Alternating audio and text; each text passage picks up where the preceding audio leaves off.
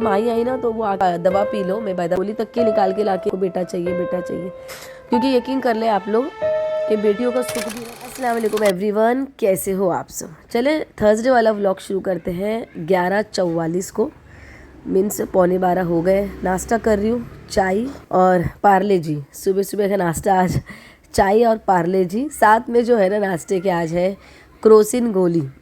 तो समझ गए आप लोग, तबीयत ख़राब है आपकी मदीना बहन की। सुबह के 11:15 हो रहे हैं। माही ट्यूशन से आई है और वो आने के बाद ही मैंने ब्लॉग शुरू किया कि चलिए कुछ शूट कर लेती हूँ। तो बस दवा खा रही हूँ। माही मैडम ने जो है ना, मेरी माही प्रिंसेस ने पानी भी ला के दी और चाय भी वही ला के दी, पार्ले जी भी वही ला के दी, दवा भी वही ला के दी मुझे कि मम्मा ये खाओ और उठो। उसके बाद में उसने खुद भी नाश्ता करी। उसके पापा ने उसको जो है ना अंडा पाव फ्राई करके दिए और किचन में बैठ के नाश्ता करी। बाहर आके बैठी है, एप्पल खा रही है और उसका बाल बनाने में बैठ गई थी। आज रात से ना मेरी तबीयत ख़राब है। रात को सोने के टाइम पे क्रोसिन खाकर सोई थी, बट जब सुबह उठी तो फिर बुखार चढ़ गई और हालत बहुत बुरी हो गई। सुबह उठने की हिम्मत ही नहीं हो रही थी मेरी। तो फैयाज़ ने इसको तैयार करे, माही को ट्यूशन के लिए छोड़ कर आए और अभी आने के बाद भी उन्होंने इसको नाश्ता बना के दिए अंडा पाव, और मैडम ने आके मेरे को उठा दी। हालांकि वो मुझे उठा रहे सुबह से कि उठ के दवा पी लो, मैं मैदा पाव तल के देता हूँ, बट ना यकीन करो आप लोग मेरी हिम्मत ही नहीं हो रही थी। जब माही आई वो इतने प्यार से आके मेरे को उठाई ज़बरदस्ती करके कि मम्मा उठो दवा पियो। वो खुद चाय पापा से मांग के लेकर आई, उन्होंने गर्म करके दिए, फिर बिस्किट ला के दी और फिर उसने खुद गोली भी निकाल के दी मुझे क्रोसिन। मम्मा खा लो, आप खा के सो जाओ मांगता तो, लेकिन उठ के खा लो। तो चले उसने दवा खिलाई अपने हाथ से। उसके बाद में थोड़ा सा अच्छा लगने लगा तो मैं उठ के बैठी। आपके फैयाज़ भाईजान निकले गाड़ी पे, नुमैर अंदर है, मैं बैठ गई थी कि दोपहर का खाना तैयार करूँ बच्चों को। नाश्ता तो मैंने आज कुछ भी नहीं बना के दी, बुरा भी लग रहा था मेरे को कि आज मैंने नाश्ता नहीं दी दोनों को बना के। आपके फैयाज़ भाईजान ने दिए दोनों को अंडा पाव तल के, और माही ने आज टिफ़िन में पता है क्या लेके गई है, मेदू वड़ा। बहुत मतलब मैं उसको कभी बाहर का कुछ लेने देती नहीं हूँ टिफ़िन के लिए। हाँ, हाफ डे रहता है तो वो बात अलग है, लेकिन फुल डे में तो मैं उसको हमेशा घर का ही बना के देती हूँ। बट आज है ना मेदू वड़ा लेके गई है वो टिफ़िन के लिए, जो कि मेरे को अच्छा भी नहीं लग रहा था। बट अभी हो जाता है ना कभी कभी ऐसा कि आपकी तबीयत ख़राब हो जाए तो आपको मजबूरी में फिर बच्चों को बाहर का ही देना पड़ता है टिफ़िन। तो आज लेके गई है। बस वो जाने के बाद में थोड़ा सा अच्छा लगने लगा तो मैं बैठ गई कि चलो खाना तैयार करती हूँ। मेथी की भाजी बैठ के काटी, मेथी सोया की भाजी बना दूँगी और थोड़ी खिचड़ी बना दूँगी, ताकि दोपहर का तो बच्चे मेरे खाना खा ले मेरे हाथ का। यकीन करो आप लोग, जब आप बीमार हो जाते हो ना, जितनी भी बहनें हैं आप बीमार होते होंगे ना, तो आपके दिमाग में ना यही चलता होगा कि मेरे बच्चे भूखे हैं, मेरे बच्चों को खाना देना है। तो आप फिर आप बीमारी में भी आप उठ के बैठ जाओगे कि नहीं पकाना है। सुबह ना मुझे ऐसे ही हो रहा था नाश्ते के टाइम पे, लेकिन है ना मेरी बॉडी काम ही नहीं कर रही थी कि मैं उठ के बैठ के जाके नाश्ता बना दूँ, और इतनी भी हिम्मत नहीं हो रही थी कि मैं दवा में खा लूँ, उठ के बैठूँ। मुझे उठ के बैठने भी हिम्मत नहीं हो रही थी। लेकिन जब माही आई ना तो वो आके मुझे एकदम से ना, मतलब वो मुझे खुद उठा दी उसने। हालांकि आपके फैयाज़ भाईजान बोल रहे कि उठो मदीना, नुमैर भी मुझे बोला मम्मा उठो ना, दवा देता हूँ मैं आपको लाके। बट वो आके ना वो रुकी नहीं, मतलब वो आके उठाई, वो मेरे को पकड़ के उठा दी, बोली मम्मा उठो, आप पहले दवा पियोगे तो ही आपको आराम होगा, आप ऐसे सोते रहोगे तो आराम नहीं होगा। वो मुझे उठाई और उसने अपने हाथ से मुझे गोली तक की निकाल के लाके दी, सब कुछ। तो मतलब आज यकीन कर लो आप लोग, मतलब एक ऐसा एहसास हो रहा था ना कि आपके घर में जो है ना बेटी होना बहुत ज़रूरी है सच में। क्योंकि बेटियों को बोलना नहीं पड़ता, आप यकीन करें, वो समझ जाती है। बेटियों को बताना नहीं पड़ता है, उनको पता चल जाता है कि मेरी मम्मा को क्या हो रहा है और क्या नहीं हो रहा है।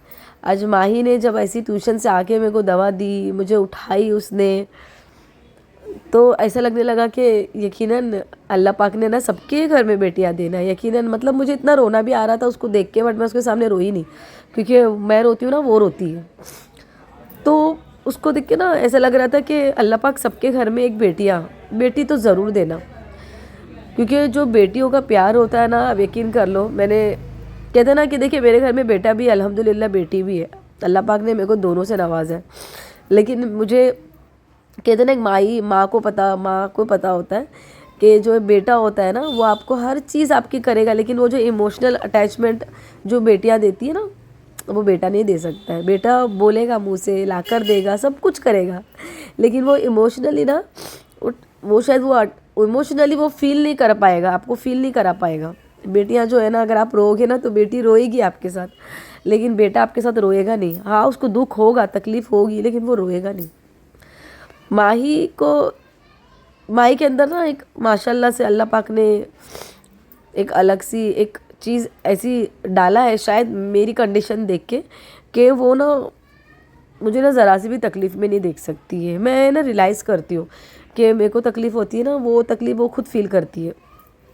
तो आज जैसे वो आई, मुझे उठाई, दवा दी, और उसने ज़िद पे उठो ना मम्मा, तो वो देख के मुझे ऐसा लग रहा था कि ये मेरी माँ है ये मेरी बेटी नहीं, ये मेरी माँ है करके, कि मेरे को उठना पड़ा कि नहीं अभी उठ जाती हुई नाराज़ हो जाएगी। मैं उठी कैसे कैसे करके, फिर उसके बाल मैंने बनाया। हालांकि बाल बनाने वो मना कर रही थी मेरे को बोलती मम्मा मेरे बाल है ना बने हुए ही हैं, कल के बाल बने हुए थे ना, उसके 2 चोटी उसने नहीं खोली थी। तो मेरे को बोलने लगी कि मम्मा ऊपर से कंघी घुमा दो, खाली बाल मत बनाओ अभी, आप बाल बनाने के लिए फिर आप पूरा खोलेंगे आपको होगा नहीं। फिर भी मैंने उसके बाल पूरे खोल के मैंने बनाई कि नहीं बेटा, मैंने कभी उसको ऐसे मतलब बने हुए बाल में मैंने कभी आज तक भी उसको स्कूल भेजा नहीं है। तो मैं नहीं मैं बाल पूरे बनाऊँगी। फिर जैसे तैसे करके बाल बनाई, गई स्कूल। देखिए कहने का मतलब मेरा बस यही है कि देखिए जिनके घर में बेटियां होती है ना, यकीन कर ले बहुत किस्मत वाले माँ बाप होते हैं वो। क्योंकि देखिए ऐसे भी घर मैंने देखा है ना जहाँ पे अल्लाह पाक ने बेटियों से नवाजा है, बट फिर भी उनको बेटे चाहिए, नाराज़ रहते हैं वो कि हमको बेटा नहीं है। तो मैं यही बोलूँगी कि जिनके पास बेटियाँ हैं ना, तो नाराज़ मत हो कि हमको बेटा चाहिए बेटा चाहिए, क्योंकि यकीन कर ले आप लोग कि बेटियों का सुख भी ना बहुत किस्मत वालों को मिलता है। ऐसा नहीं बोलूँगी कि बेटे अच्छे नहीं होते या फिर बेटों का सुख अच्छा नहीं होता, ये नहीं मैं बोल रही हूँ। लेकिन देखें आपको भी पता है आज की दुनिया में कंपैरिजनली अगर बेटों के करोगे ना, तो बेटी आपको हर जगह दिखेगी, बट बेटा आपको शायद हर जगह नहीं दिखेगा। और सबसे ज़्यादा इमोशनली अगर कोई अटैच्ड होती है ना, तो वो आपकी बेटी ही होती है। आपको हर वक्त आपकी हर जगह, आप जहाँ भी ऐसा सोचो ना कि मैं यहाँ तकलीफ़ में हूँ, शायद बेटा वहाँ पे नहीं पहुँच पाएगा, लेकिन बेटी ज़रूर पहुँचेगी। आपका दुख तकलीफ़ आपकी एक एक चीज़ें जो है ना बेटी समझेगी, बेटा नहीं समझ पाएगा। क्योंकि लड़कों के अंदर है ना वो इमोशनली अटैचमेंट नहीं होता है ना, वो लोग हर चीज़, वो बेटे जो होते हैं ना हर चीज़ करेंगे आपके लिए, हर चीज़, लेकिन वो इमोशनल अटैचमेंट है ना बेटे शायद नहीं दे पाएंगे। इसलिए अल्लाह पाक से दुआ करती हूँ मैं कि अल्लाह पाक हर एक बहनों को एक बेटी से ज़रूर नवाजना, क्योंकि बहुत प्यारी होती है, आप यकीन कर लो। बहुत जिनके पास है उनको तो पता है, जिनके पास नहीं है और जो ये चीज़ों की बेटियों की वैल्यू नहीं करता ना, बस उनको बोलूँगी बहुत प्यारी होती है बेटियाँ, फूलों के जैसी होती है, फूलों की जैसी रखो उनको, प्यार दो, किसी की बेटी के लिए बुरा मत बोलो। सबसे पहले सबसे मतलब ये हाईलाइट करूँगी इस बात को कि किसी की बेटी के लिए बुरा मत बोलो मेहरबानी करके। बाकी चले ब्लॉग छोटा ही है, मिनी ब्लॉग बना दिया आज मैंने। तबीयत मेरी ठीक नहीं है, हिम्मत ही नहीं हुई और कुछ शूट करने या फिर ज़्यादा कुछ, इसलिए वॉइस ओवर कर रही हूँ। तबीयत सही नहीं है, दुआ करना जल्दी से तबीयत ठीक हो जाए ताकि अपने फिर से अपने स्वैग में आ जाओ। खिचड़ी बन गई, भाजी भी बन गई। अपना बहुत सारा ख्याल रखिए, एक दूसरों को हमेशा दुआओं में याद रखें, बहन लोग हमेशा दुआओं में याद रखें। अल्लाह हाफिज़।